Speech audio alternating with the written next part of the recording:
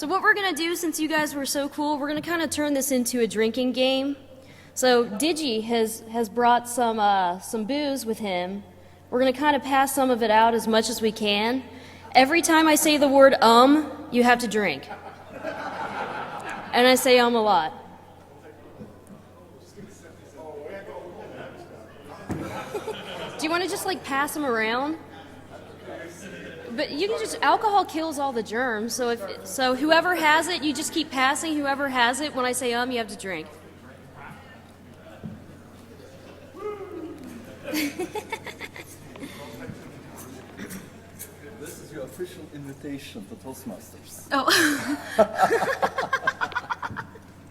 Thanks. Actually, I'll get with you later because I am interested in that. So my name is Tyler Cohen.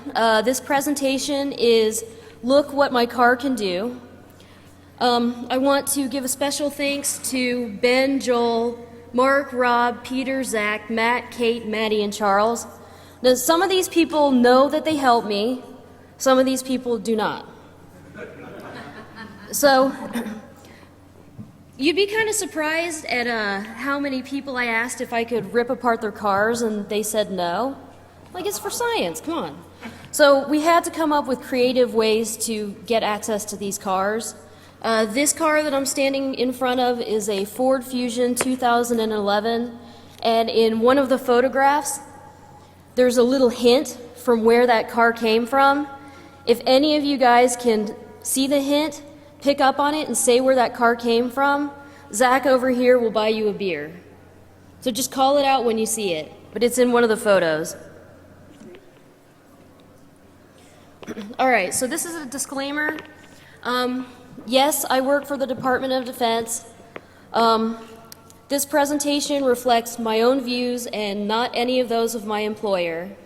Anything that I show in here or talk about potential things that you can do, I take no responsibility if you happen to void your warranties. I also unfortunately had to tailor my presentation at the last minute. I didn't want to get fired or sued by Ford. So there are things that I'm not going to be able to say, but I can hint to them. So I'm going to give you an overview, just a quick introduction. We're going to talk about the technology, avenues of exploitation, resources, and then the future. So also, I am I've had about 10 years of experience doing digital forensics.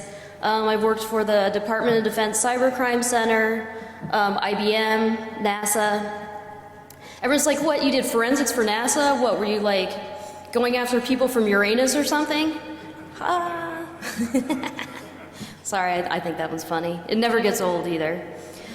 But so that's what this presentation is going to be geared toward. It's going to be geared toward a forensic analyst and what they can get from these cars, but also as a user, you have to understand that there's information that you're putting out there on these cars that is giving away stuff about you. So cars are not just for transportation anymore. They are now becoming entertainment centers, communication hubs. These vehicle systems now store and stream digital content, and they're used as communication mediums. So it's not like the old days where your car was just your car. This is now, in today's world, people want to be connected to their social networks. They want to be able to find everything. They want access at their fingertips, and they should. I do too. So manufacturers are coming up with really innovative ways to market and sell vehicles. Emphasis has been on technology, integration, and safety. And Ford has been leading the way since 2007 with the inclusion of the Microsoft Sync system in its vehicles. So I kind of look at Ford as what Apple did, how Apple reinvented the digital music players. Ford is paving the way for cars. So their systems are much more advanced than any of the other systems. So what are the designers thinking when they're designing these cars? Obviously, they're concerned about safety, but aside from safety, Ford is really concerned with digital rights management. Now, since they're using the Microsoft OS, we know that it's Microsoft DRM technology. Now, I bet you there's some of you in the audience who are experts at DRM vulnerabilities and cracking and know a bunch of research that applies to that. But basically what I'm saying is that the Microsoft DRM is vulnerable in ways, in any way that Microsoft DRM would be vulnerable, it's vulnerable in this capacity too, because it's using the same technology. Designers are also thinking about connectivity, user to user, and car to car, ease of use, you just want your stuff to work, and reliability. So what do I mean by connectivity? Cars are really concerned with users connecting to their user stuff. Your gadgets and their functions are being integrated into your driving experience. So I want my content and I want it now. I want all my music that's stored in the cloud and I want to be able to access it wherever I am. I want to be able to connect my phone and have it stream all of my information. I want to be able to use voice dialing. I want it all just there. I want it to be easy. And then you also want to have be connected to your user environment. You want to have your social applications available to you, and you want your car to do it. My car, why shouldn't it give me the cheapest price of gas? Why shouldn't it tell me happy hour specials? My brother Zach over here, he likes using social applications to look for hot chicks and dudes. He puts it up, the augmented reality, and he can see how far away a hot chick is from him, and he can chat with her. He can say, yeah, I'm going to check in, and I'm going to check in with you, and let's meet up. Why can't your car do that for you?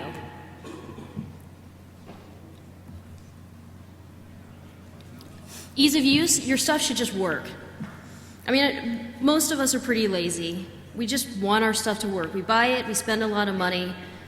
There shouldn't be any issue. So the car companies are moving toward driving, not interfering with your social life, and things just working.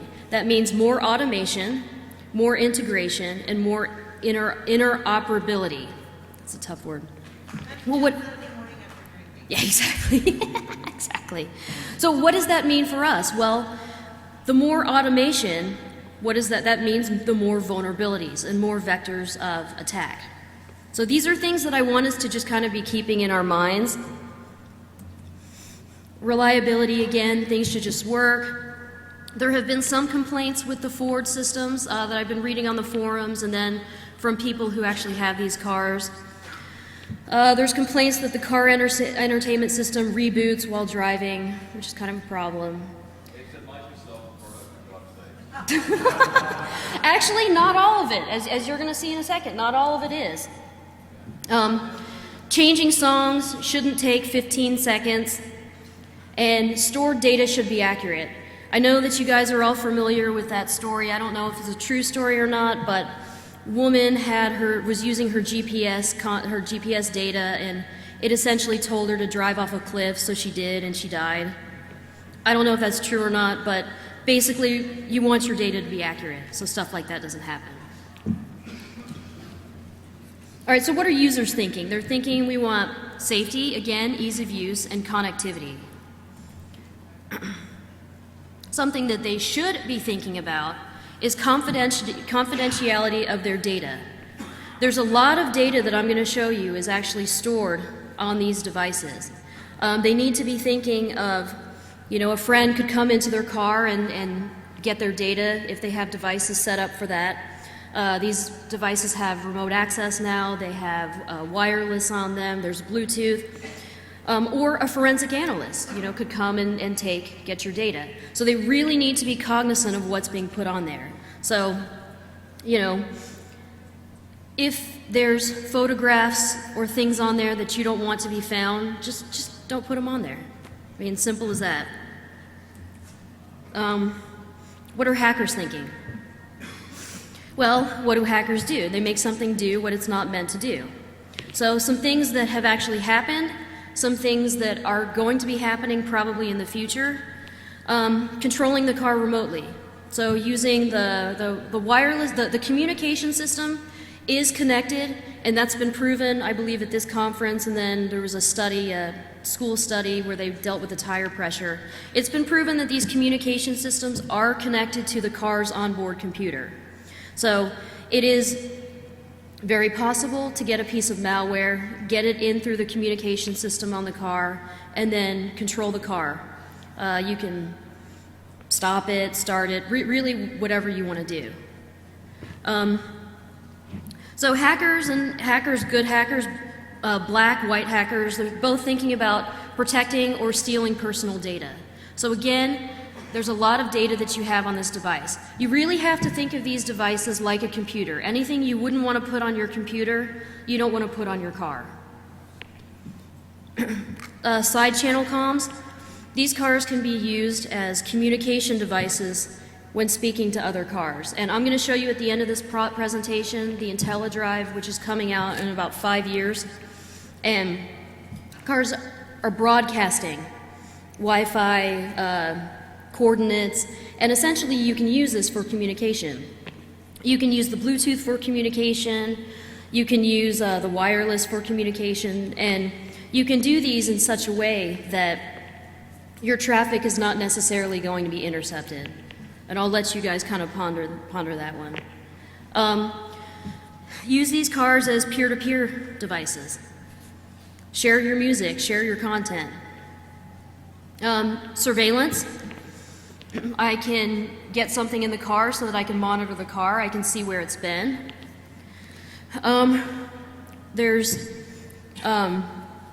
So that's surveillance, or again, you know, just using it like Zach's gonna do to just find hot chicks. It can also be used, these vehicles, for propagating viruses and malware. So my vehicle, get it, vehicle for propagation, because it's a vehicle. Yeah. So you can use this car, and this car can actually be a virus that is infecting other cars as I drive past it. These are just potential things for the future, but not that far off in the future. And then forensics, which is where I kind of come into this, and that's where the rest of this presentation is going to kind of go. Oh, and if anyone has any questions, please just jump in.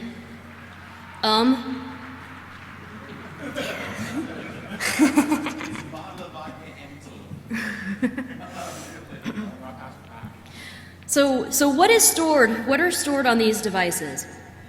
Now, these systems can store navigation data, where you've been, where you're going, can save track data, save locations, previous destinations, which is a good thing too, because you kind of have to, you have to find that mix between privacy and then usability.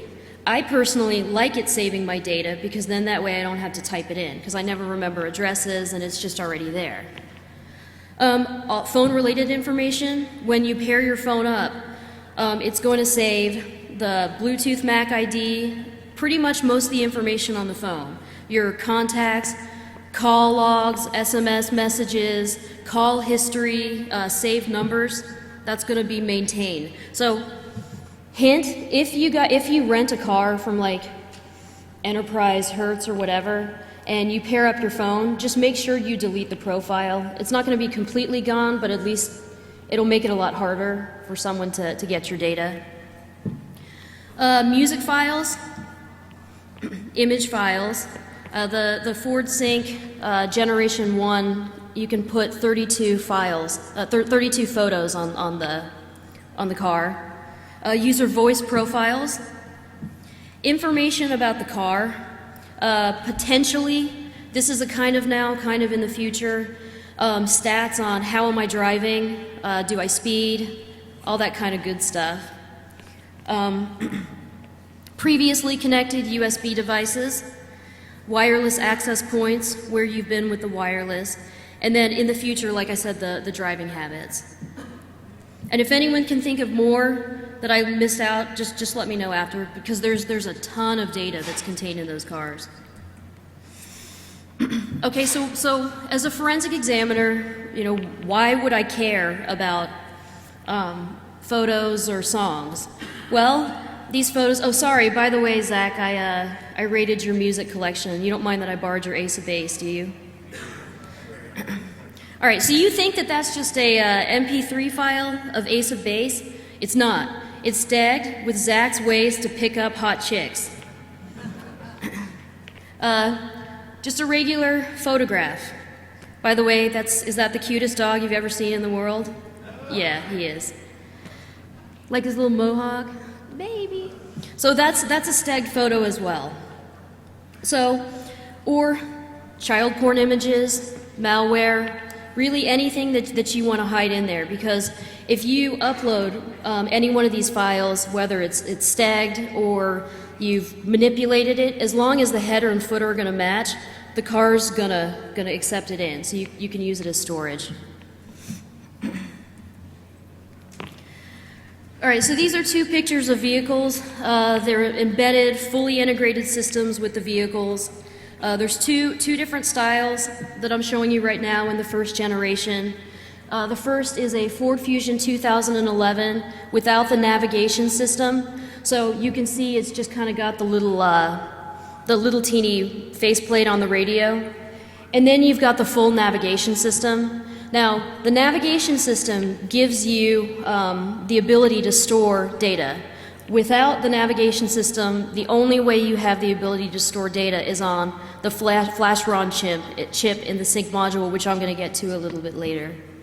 But that's kind of what they look like. That's, I think, a Ford Edge 2011. Excuse me? Yes? Florida? You said if we figured out where the car's from, we get beer? Oh, no. It's much more subtle, and it's later in the presentation. But you know this free beer means you have to sit and talk with Zach for a while, but maybe he'll go over his rules of finding hot chicks. So the first generation, Ford started doing this in 2007, and the first generation is to 2011-ish, maybe 2012-ish, because some cars still have this, some cars are moving on to the second generation. Now, there are two separate components. Yes? This brings the question of, is there a movement for the future to put the SD cards in the machines and have law enforcement be able to come up, pop out your card, pop it into a reader and say, here's your $2,000 ticket? There is that potential, but that's coming up in the end of the presentation. That's Gen 2. So this is still the Gen 1. But, so it has separate components on the head unit. So you have I'll get deeper into that. It's got storage, it's got a hard drive in it. The second generation, some of the 2011s already have it, but it's really going to be the 2012s and 13s and up. It's a single integrated unit, so the sync module and the nav system are all going to be in one.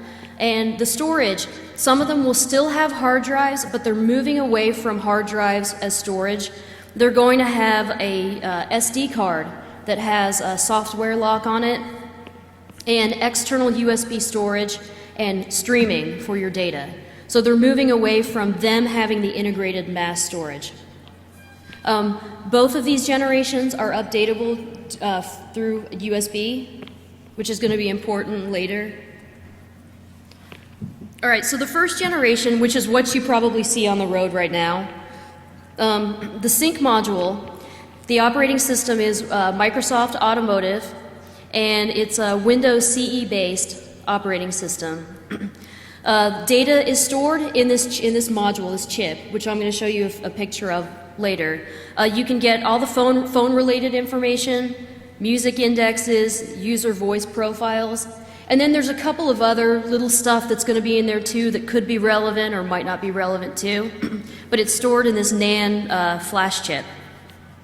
The head unit, which is the nav system, it's got the operating system, it's Clarion VxWorks, and the way that we first found out that there were two different operating systems on the nav and on the sync module, we took the sync module out of the car and the navigation system still worked. And we're like, huh. So that's kind of, that was a hint for us that there were two different operating systems. It's got a 40 gigabyte PATA hard drive with a TPM style protection on it. Data stored, you can get music files, photos, navigation data. So this is the inside of the sync module. You can see where the little arrow's pointing. That's the Samsung NAND flash. Now, when you open these up, it doesn't mean that in every car you're going to have a Samsung NAND flash. It could be a different manufacturer. It just kind of depends on where that car was built. But it's going to be in roughly the same place, and it's going to work the same way. So, again, this is going to contain the Microsoft operating system, previously paired Bluetooth information, contacts, call logs, SMS messages, phone history, saved numbers. So it is of relevance if you're a forensic examiner. If you're trying to hide the data, it's also of relevance because you don't want it to be accessed. So you want to, again, delete the profile or wipe it or whatever.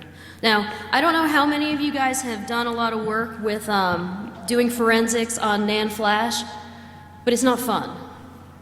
So what you have to do is, there's a few ways you can do it. As you saw, there's a spare USB port on this device that you could try to acquire the NAND flash from. We actually didn't do that, so I don't know.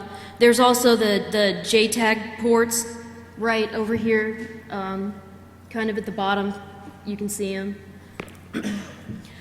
We also didn't do that. What we did was not what we did, because we didn't do anything necessarily, remember, hint, hint. But what could be done is you could take the chip, you could remove it, put it in this flash pack device, stick it in one of the sockets that it fits, and what's going to happen is it's going to spit out a binary file. And for those of you who have done any forensics on the NAND flash, it's kind of a pain, because the way that it works is you have the wear leveling, which is going to be different for each chip manufacturer, but you can still figure it out. So for this one, you have every sector on the flash can be written over only 10,000 times. So what's going to happen is you're not going to have consecutive sectors. And there's going to be, I always forget if it's a 4K chunk or if it's a 16K chunk that has a numbering sequence. So it's numbered, a chunk right in front of each sector that tells you where that sector goes. So what you have to do is you have to get this binary file out of this thing, and you have to manually remove those chunks that tell you the number of where each chunk is, reorder them, and then you can pop it into any forensic tool. It'll just be a regular raw DD image file. So that's how you have to do it. Maybe it sounds complicated to you, maybe for some of you it doesn't, but it's really not that difficult. It sounds a lot worse than it is, so it is doable. So removing the sync module, I had a lot of other pictures. I mean, we just tore these cars apart.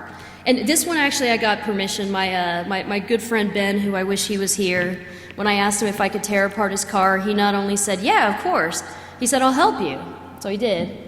And this is a Ford Edge 2010. The Ford Sync module is located behind the center console. Really easy to get to. It's just held in place with clips. And then there's 4 screws, and you just remove it. And then you take the faceplate off, and then you have access to what I saw. Oh, one thing quickly.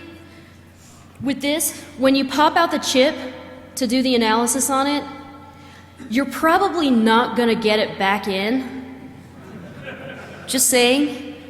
You will void the warranty, and unless you're a pro with a soldering iron, you're not getting it back in. Sorry, Ben. So this is the head unit. This is the front of it. It's got, again, the 40 gig PATA hard drive. This would happen to be a Hitachi EnduraStar. That doesn't necessarily mean that you'll have a Hitachi if you were to get one out or if you were to buy the car. I think they just kind of use whatever they have in batches. This is going to contain, because it's generation 1, navigation data, track data, breadcrumbs, saved locations, previous destinations, and all your music files, which as we know could be STEG files. So acquiring the head unit. So I'm going to go over a couple of techniques that will probably work. Hint, hint, hint. Drink. Just kidding. All right. So we removed the head unit. That's kind of what it looked like. There's also a picture that Ben wouldn't let me use of Ben like standing there like with almost a heart attack on his face that I ripped his car apart. And that's the back. You can kind of see on the second one where the hard drive was. You just pull it out. It's really easy to get the hard drive. Although I got to tell you, when you take the car apart, it's a lot easier to take apart again than it is to put back together. So, any of you who are forensic analysts, you see this, you see that the drive's connected to a write blocker and I've got it into some forensic tool. Yeah, that's not going to work. Now, why is that not going to work? Because Ford is really concerned with digital rights management and protecting music being imported to the hard drive. So, they've implemented this TPM lock style protection where the hard drive is essentially looking for a serial number on a module in the head unit, so in the chassis. So without that, it's locked, and it's really difficult to get around that, but it is doable. So, for example, if the hard drive gets corrupt or breaks, Ford's just going to replace the entire chassis. They're not going to get stuff off your hard drive. They're not going to fix it for you. They're just going to give you a whole new head unit with a new drive. So you can't take this hard drive and put it in another unit and have it work. It just won't. Well, without some manipulation. So ways to get around this. Clarion maintains a master password that will help you unlock this device. If you can get to Clarion and you're nice to them and not necessarily lie, but tell them what you're interested in doing, they might give you that master password. Just saying. But if you're not nice, what you've got to do is you've got to find a way to get around the TPM style lock. And how do you do that the easiest way? You just keep the car running. You keep power to the vehicle and then it's not going to be an issue. So there's a hardware component that is in creation that what it does is it connects the head unit, the hard drive, and the laptop.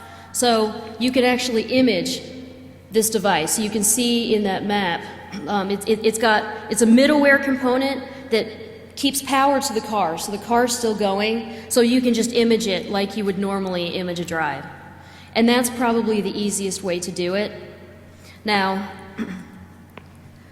my favorite way to do this, and you might want to look at these pictures because they're interesting. Hint, hint.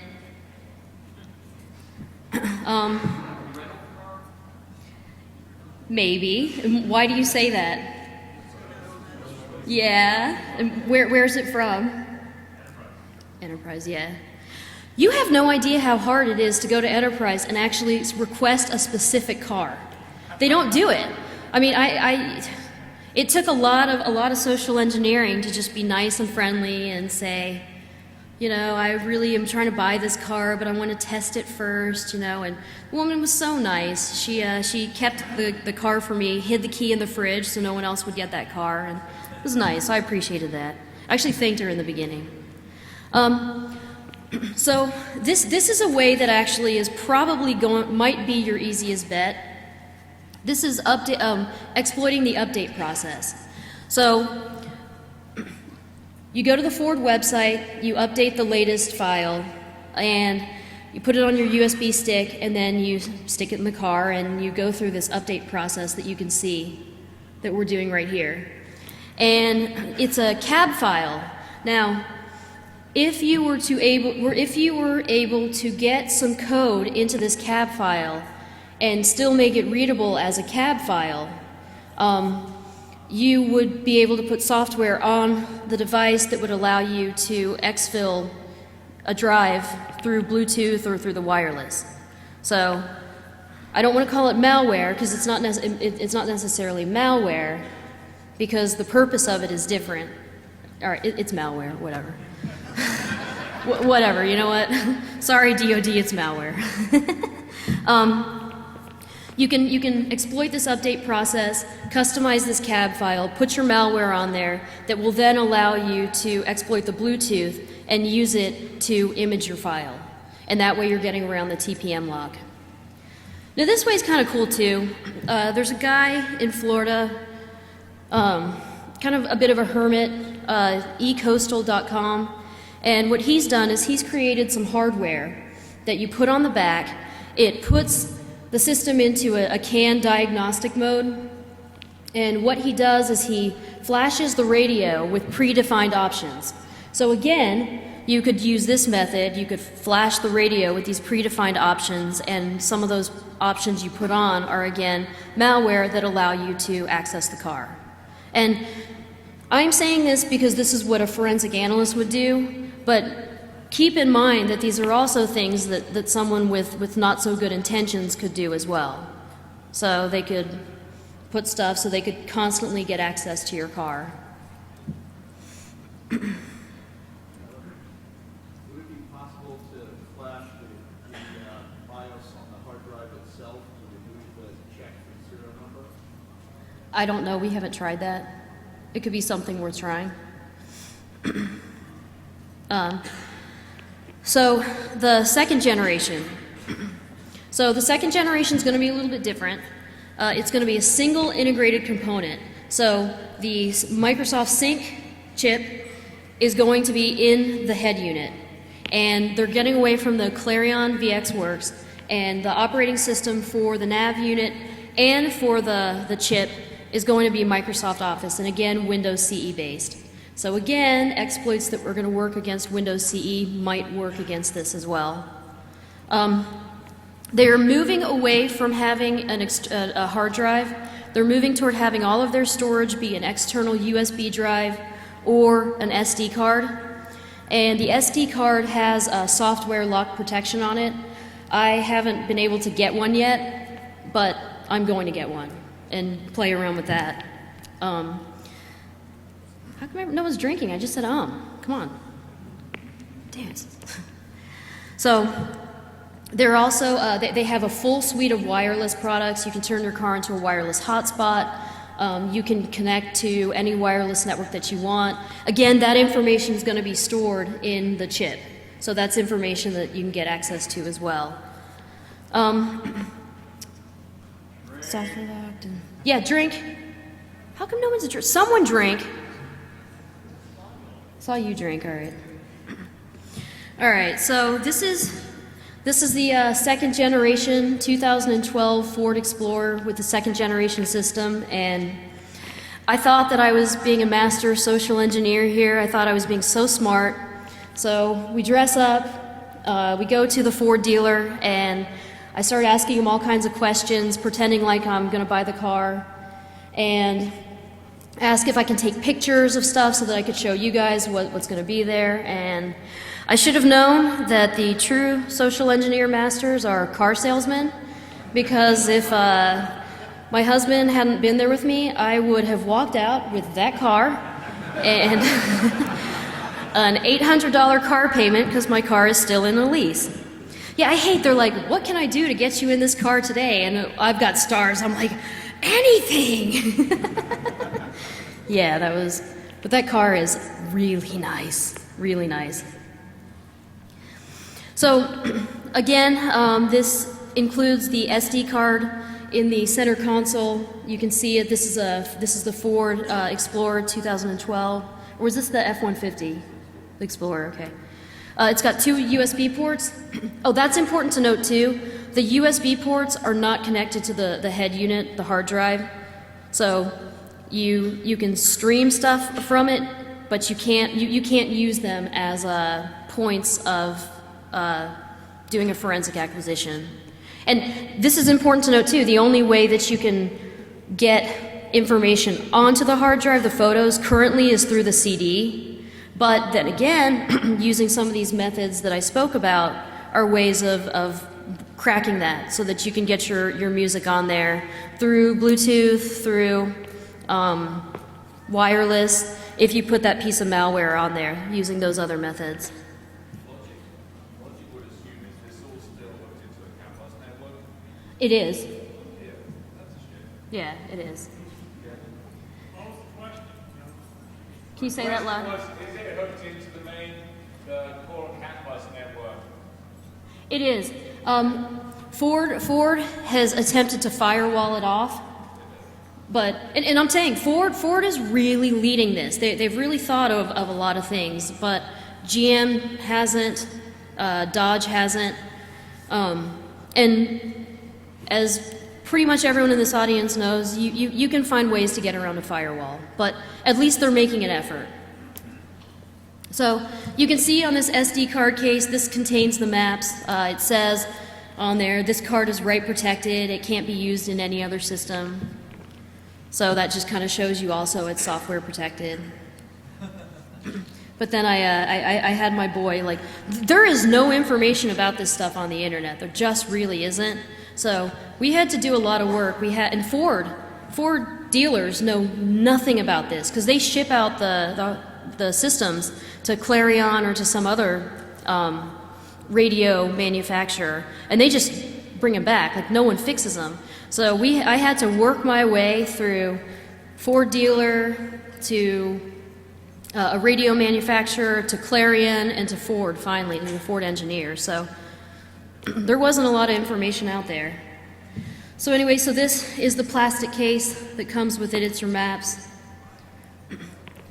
I think you can see that when the card is not in, the navigation system will just not work.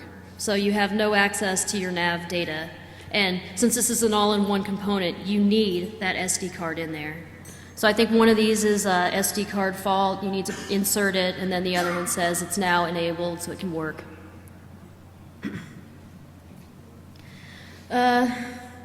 This is kind of an okay picture. I mean, the guy was like standing over me, like telling me all the options on the car. So I'm like sitting here drooling while Matt's like trying to lean over me to like take photos. So this is just showing you what it looks like, the second generation. The wireless and internet is what I was most interested in. So you see, you've got your Wi-Fi settings, USB mobile broadband, Bluetooth, and then the prioritize connection methods. So you have a lot of options here. Oh, it even has a nice little map that kind of shows you what you can do too. And then here, this is just to show you the wireless options. You can go to Starbucks and get on their network, and I don't know, I mean, I guess this really means you could really do war driving because you're in your car and you're driving. Hey, I think I'm funny, yeah. So, again, I haven't done a ton with the wireless, but I will tell you that most of the wireless hacks that you've seen at this conference, that you know about, that you've researched about, they're going to work here.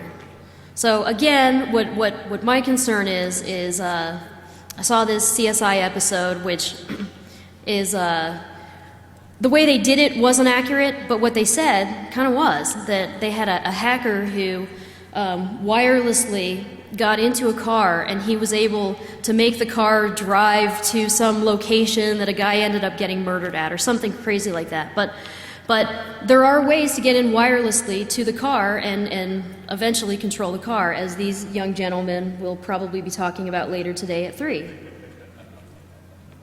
So just kind of be thinking about that.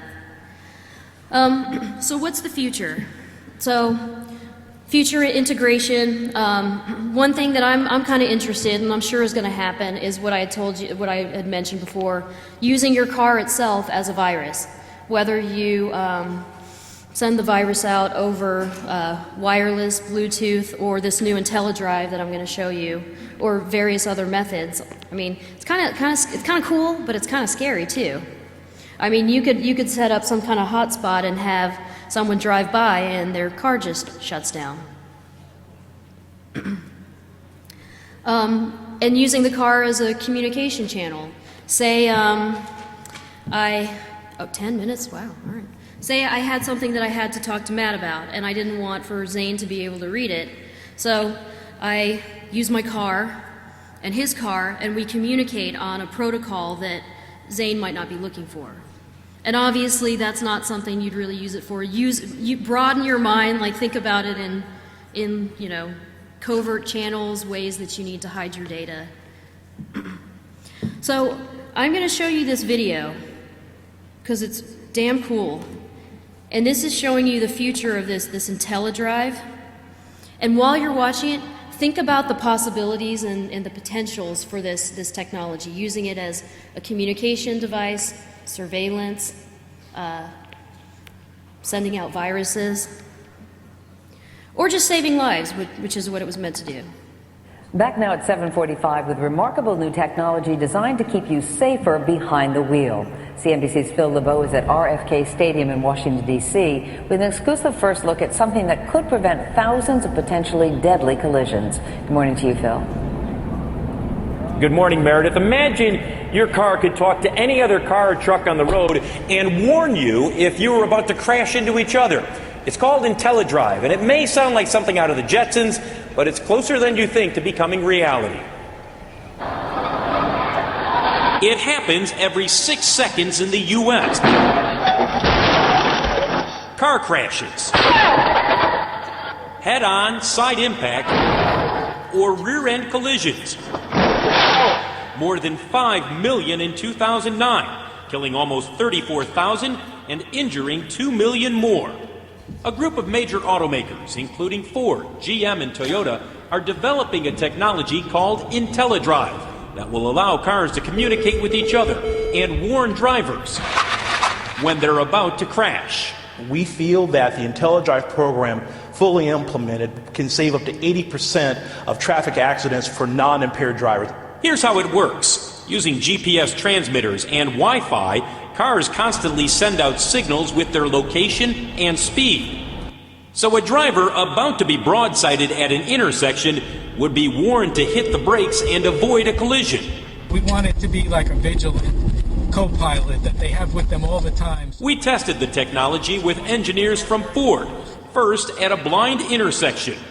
Looks like it's safe for me to go, so at this point I'm going to accelerate. Whoa! Not a good idea. And attempting to change lanes. With this system, it warns you if you're going to lane change into another car. So here's an example. And right there, the system warns me that in the lane right next to me, there was a car that I would have hit. With technology that helps prevent rollovers and drifting across lanes, cars are already doing some of the thinking for you. And Google is testing a car that does the driving for you. It's possible that someday cars will drive themselves like the space vehicles on the Jetsons. Hey, looks like an opening up ahead. Until that day, IntelliDrive will make a big impact on safety. I think this has huge potential to reduce crashes on our freeways. And save lives. And save lives, which is really the ultimate goal. So when might we see IntelliDrive in all new cars and trucks? Well, maybe 5 or 6 years down the road. It'll take the federal government some time to make the rules and mandate everything for the automakers. But make no mistake, Meredith, talking cars are coming, and it could save thousands of lives. Yeah, I love the idea. Phil LeBeau, thank you so much. All right, thank you, Meredith. So you can see where that's going, and I hope that your gears are turning. We're probably going to be presenting this at the DoD Cybercrime Conference. Maybe I might submit for ShmooCon, I don't know. But I think at those conferences we'll be able to release the tool that we were talking about through the update file that will actually enable you to get the Bluetooth back and hopefully demo it. If there's enough room to bring one of the cars in, I might try to do that too. So, does anyone have any questions?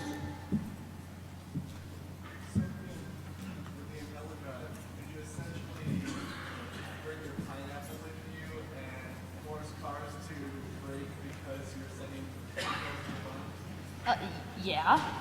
See, this. Will you say that louder? Oh. He wanted to know if you could go get one of the pineapples and use it against cars. Yes. The answer is yes. And any other questions?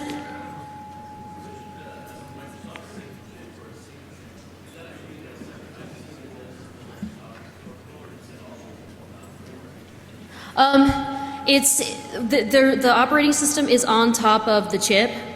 So there's firmware that's the chip manufacturer that's going to be in there, but then there's also the Microsoft that does have the firmware on there. Yes.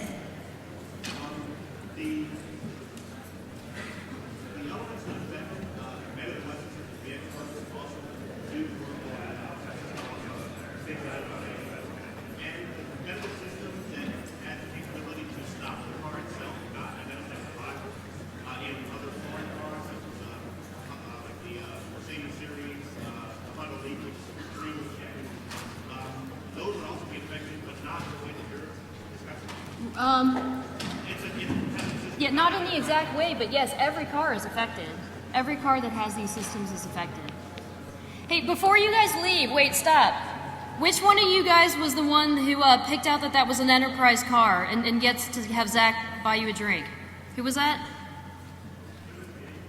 It was you? Oh, come on up to the front then. My time? 3 minutes? All right, any other questions? All right, thank you.